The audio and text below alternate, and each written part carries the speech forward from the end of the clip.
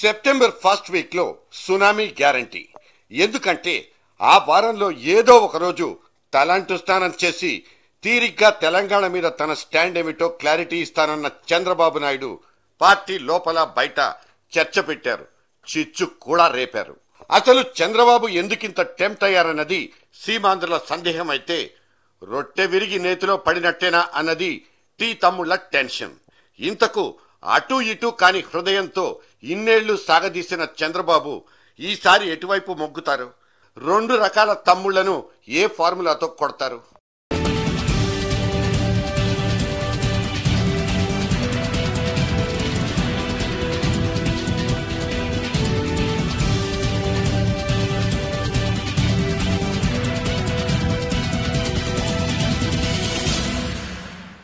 రోజుకో రంగు మారుతున్న ఇవాల్టి పొలిటికల్ పిక్చర్ లో ఈ చంద్రబాబే one and only rising star. మిగతా రెండు ప్రధాన పార్టీలు పైకి చూడ్డానికి తళతళ మెరిసిపోతున్నా ఒకటి లాక్కోలేక చస్తుంటే ఇంకోటి పీక్కోలేక చస్తోంది. అందుకే ఇక్కడ చంద్రబాబుకు రైజింగ్ స్టార్ అనే బిరుదునివ్వాల్సి వచ్చింది. 8 ఏళ్ల నుంచి వేధిస్తున్న పవర్ కట్ ప్రాబ్లం చంద్రబాబును అటెన్షన్ లోకి తెచ్చిందా? అందుకే ఆయన ఈ రకంగా చకచక స్టెప్లేస్తున్నారా? పోలింగ్ తేదీలు పొలిమేరలు దాటి రాకుండానే ఓటు బ్యాంకుల మీద దాడి షురూ చేసిన చంద్రబాబు ప్రస్తుత పరిస్థితుల్లో అత్యంత భయానకమైన తెలంగాణ చిక్కుముడిని కూడా విప్పేస్తానంటూ ముందుకొచ్చేశారు. తెలంగాణ యాసలో ఢిల్లీ అడ్రస్ కో లెటర్ రాసుకుంటానంటూ కొత్త పజిల్ ఒకదాన్ని ఫార్వర్డ్ చేసిన ఈ చంద్రంబాబాయ్ ఏ కంటి నుంచుకుంటారు, ఏ కంట్లో పొడుచుకుంటారు?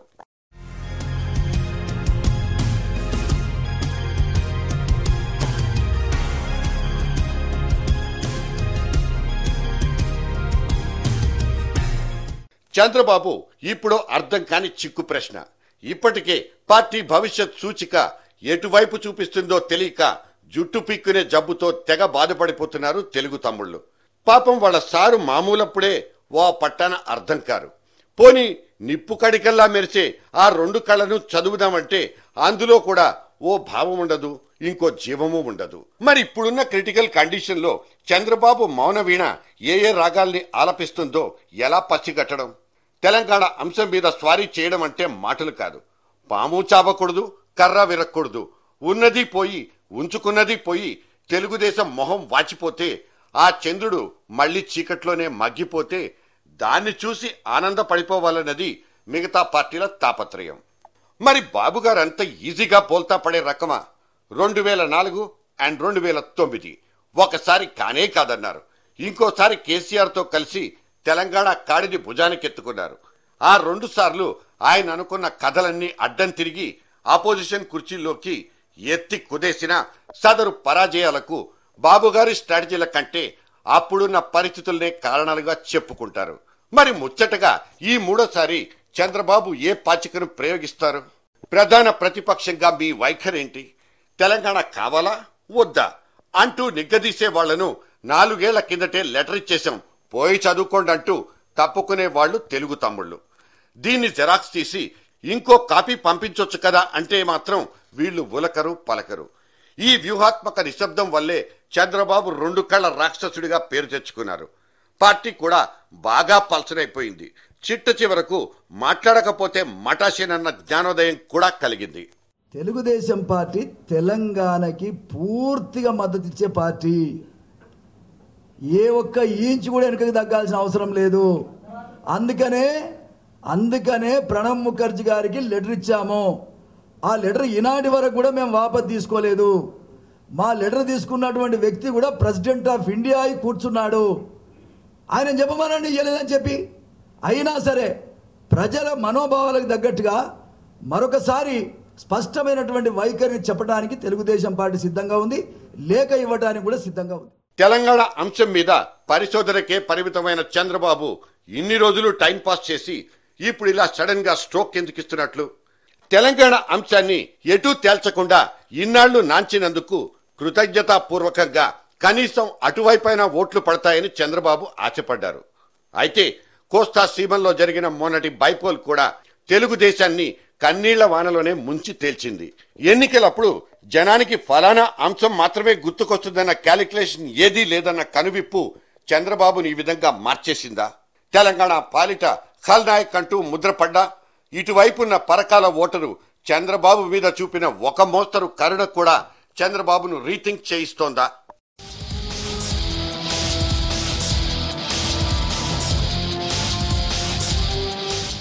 బాబు గారి మనోభావం సంగతి అటు పక్కకు పెడితే తెలంగాణ అంశంలో పార్టీ ఇంతవరకు వేసిన తప్పటడుగులకు లెక్కే లేదు.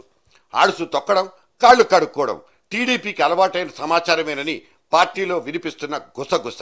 తెలంగాణ అమరవీరుల కోసం మేము ముందున్నామంటూ అప్పుడోసారి ఎర్రబెల్లి ప్రకటించిన 50,000 ఎక్స్ గ్రేషియా ఇంకా చెక్కుల మీదకి రానే లేదు. చనిపోయిందెవరు, ఎంతమంది అనబడే లెక్కలు అసలు కేసీఆర్ దగ్గరే లేవు. ఇక మనకెక్కడ దొరికేది? అందుకే గప్చిప్ గా ఉండిపోవడమే మేలనుకుంది తెలుగుదేశం పార్టీ. ఇప్పుడు ఢిల్లీకి లెటర్ రాసే మ్యాటర్ కూడా టీ కప్పులో ఇంకో తుఫాన్ ఎందుకు కాకూడదన్నది విశ్లేషకుల వాదన. ఈ కహానీ ఇలా ఉంటే అటు తెలంగాణ మీద క్లారిటీ కాస్త నందమూరి కుటుంబంలో చిచ్చు పెట్టి పారేసింది. ఇక్కడ నిలువునా చీలిన సీతయ్య, బాలయ్య అభిమాన సంఘాలే దీనికి తార్కాణాలు. ప్రియమైన తెలంగాణ జనులారా, బావగారున్నారు, భయపడకండి అంటూ మొన్నొకసారి బాలకృష్ణ ఇచ్చేసిన స్టేట్మెంట్ టీ కుంపట్లో నిప్పు రాజేసి పారేసింది. తప్పకుండా డెఫినెట్గా వాళ్ళు ఇప్పుడు ఉన్నారు మాతోనే, డెఫినెట్గా మంచి ఇంపాక్టే ఉంటుంది. ఇచ్చారు కదా తెలంగాణకి, మనకి లేఖ రాశారుగా. సో పార్టీ అధిష్టానం వాళ్ళ నిర్ణయమే. బాలయ్య మాటల నుంచి ముత్యాలేరుకున్న ఎర్రబెల్లి అప్పుడే ఫ్యూచర్ ప్లాన్ కూడా రాసేసుకున్నారు. బాలకృష్ణుడిని భుజాల మీద ఎక్కించుకుని తెలంగాణలో ఊరేగడానికి ఎర్రబెల్లి క్యాంపులో స్కెచ్లు కూడా రెడీ. సహజంగానే ఈ రగడ మొత్తం సీతయ్య కంట్లో నలుసు పడేసింది.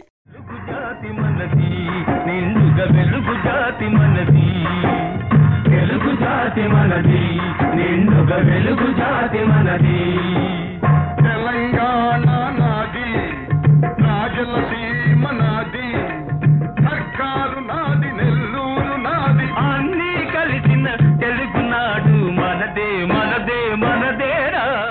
తెలుగువాడి ఆత్మగౌరవ నినాదం నుంచి పుట్టిన మన పార్టీయే తెలుగు రాష్ట్రాన్ని చీల్చడమేంటి, నాన్ సెన్స్ అంటూ హరికృష్ణ డైరెక్ట్ అటాక్ మొదలు పెట్టడం, దానికి సపోర్టింగ్ డైలాగ్స్ కూడా పుట్టుకు రావడం పార్టీ అధినేతను ఇంకా గెలికేసినట్లయింది. ప్రజల మనోభావాలు దెబ్బతింటున్నాయి. మమ్మల్ని ఈరోజు ఏదో మరి గాలిలో పెట్టిన దీపం మాదిరిగా ఈరోజు తయారైంది మా రాయలసీమ పరిస్థితి. మీరు తెలంగాణకి ఇచ్చేటటువంటి సానుకూలంగా ఇచ్చే లెటర్లో రాయలసీమ మనోభావాలు కూడా, రాయలసీమ వాసులు కూడాను ప్రత్యేక రాష్ట్రం కోరుకుంటా ఉన్నారు అని దాంట్లో పొందుపరిచి లెటర్ ఇవ్వమని నేను లెటర్ రాశాను. మరి దాని మీద ఏ రకంగా స్పందిస్తారో చూస్తాం. బావమరుదులిద్దరూ ఇలా చెరో పక్కా చేరిపోయి జల్లకాయలేస్తుంటే చంద్రబాబు నిజంగానే ఉలిక్కి పడుతున్నారా? కానే కాదంటోంది ఇంకో అనాలిసిస్. ఈ రకంగా విభజించి పాలించడం చంద్రబాబుకు కొత్తేమీ కాదని, నందమూరి కుటుంబంలో మంటలు అంటుకుంటేనే ఇంట్లో ఉన్న లోకేశుడిని బయటకి తీసుకొచ్చి ఎక్స్పోజ్ చేసుకోవచ్చన్నది చంద్రబాబు స్ట్రాటజీ ఎందుకు కాకూడదు? జూనియర్ ఎన్టీఆర్ పార్టీ నుంచి దాదాపుగా సైడ్ తీసుకున్నట్లే లెక్క. ఇక మిగిలిందల్లా బాలయ్య, సీతయ్య అనే ఈ రెండు పర్సనాలిటీలే. ప్రస్తుతానికి వీళ్ల నేతృత్వంలోనే నడుస్తున్న నందమూరి కుటుంబం ఒక్క తాటి మీదకు వచ్చిందంటే నారావారికి ఎర్త్ పెట్టినట్లేనని చంద్రబాబు భావిస్తున్నారా? అందుకే వియ్యంకులిద్దరి మధ్య రగులుతున్న ఈ తెలంగాణ కష్టాన్ని ప్రేక్షకుడిగానే చూస్తుండిపోయారా? ఇది అసలు సిసలు బేతాళ ప్రశ్న.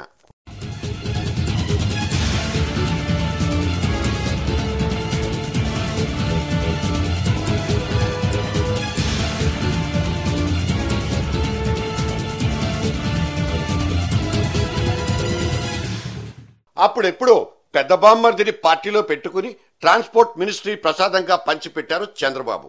కాకపోతే బెజవాడలో కూర్చుని ప్రైవేట్ బస్సులతో మ్యాచ్ ఫిక్సింగ్ చేసుకుని రవాణా శాఖను భ్రష్టు పట్టించినట్లు సీతయ్య మీద అప్పట్లో ఆరోపణలు వచ్చాయి.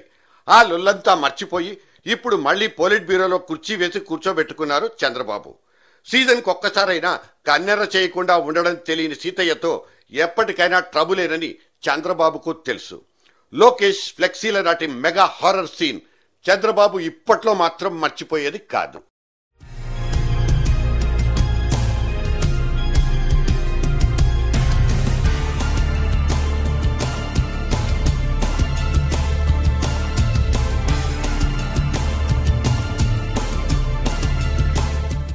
పండగలప్పుడు ప్రివ్యూలప్పుడు బాలకృష్ణను పక్కనేసుకుని తెగ తిరిగేస్తున్న చంద్రబాబు హరికృష్ణ మీద మాత్రం సీత కన్నేసిన సంగతి మనకు తెలియంది కాదు. ఇప్పుడు ఈ తెలంగాణ జ్వాల కూడా హరికృష్ణకు మంట పుట్టించకుండా ఎందుకుంటుంది? 150 చెప్పండి, చివరాఖరుకు బాబుగారు చెప్పిందే మనకు వేదం అంటూ వర్ల రామయ్య వేసిన చురకు కూడా ఏ బాంబర్దికి తగిలిందో స్పెషల్ గా చెప్పనక్కర్లేదు. తెలుగుదేశం పార్టీకి ఒక స్పష్టత వచ్చింది. అధ్యక్షుడు నారా చంద్రబాబు నాయుడు గారు దీని మీద సమాలోచన చేస్తూ ఉన్నారు. సరైన సమయంలో సరైన నిర్ణయం తీసుకుంటారు. ఆయన తీసుకున్న నిర్ణయానికి అందరూ కట్టుబడి ఉండవలసిందే. భిన్నాభిప్రాయాలు ఉండటానికి వీల్లేదు. బాలకృష్ణ గారన్నా హరికృష్ణ గారన్నా కూడా అంతిమ నిర్ణయం పార్టీ అధ్యక్షులుగా చంద్రబాబు గారు తీసుకుంటారు, పొలిట్ బ్యూరో తీసుకుంటారు. పొలిట్ బ్యూరోలో నిర్ణయం తీసుకొని పార్టీ అధ్యక్షులుగా చంద్రబాబు గారి నోట ఆ మాట వచ్చిన తర్వాత అందరూ దానికి ఆమోదం తెలపవలసిందే. తెలంగాణ అంటూ వచ్చేస్తే మన ఊళ్ళలో భూముల రేట్లకు రెక్కలు వచ్చేస్తాయంటూ రియల్ ఎస్టేట్ బ్యాచ్ మొత్తం చంద్రబాబు మీద ప్రెజర్ పెట్టేస్తున్న మాట కూడా కొత్తదేవి కాదు. ఇవాళ రేపు పార్టీ నడవాలంటే డబ్బు కట్టలుంటేనే సరి. మనసా వాచా ఆ విషయాన్ని అంగీకరించారు కనుకనే చంద్రబాబు పార్టీలో క్రోనిక్ క్యాపిటలిజాన్ని ప్రవేశపెట్టుకున్నారు. 1-2 కార్పొరేట్ దిగ్గజాలకు సీట్లిచ్చి కూర్చోబెట్టుకున్నారు కూడా. మరి సీమాంధ్రలో పవర్ సెంటర్లుగా కనిపిస్తున్న రియల్ ఎస్టేట్ గ్రూప్ ను చంద్రబాబు ఎందుకు కాదనుకుంటారు?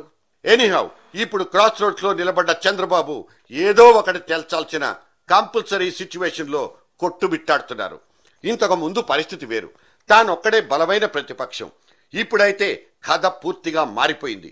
ఏం మాట్లాడినా సరే పక్కనే కౌంటర్లు పడిపోతాయి. తనకంటే చురుగ్గా కదిలే ఇంకో ప్రతిపక్షం చేతుల్లో ఎన్కౌంటర్ అయిపోకుండా ఆచితూచి అడుగులేయాల్సిన బాధ్యత చంద్రబాబు మీదుంది. బీసీలు 100 సీట్లు అనబడే జగన్నాటకమే ఇక్కడో పెద్ద ఎగ్జాంపుల్.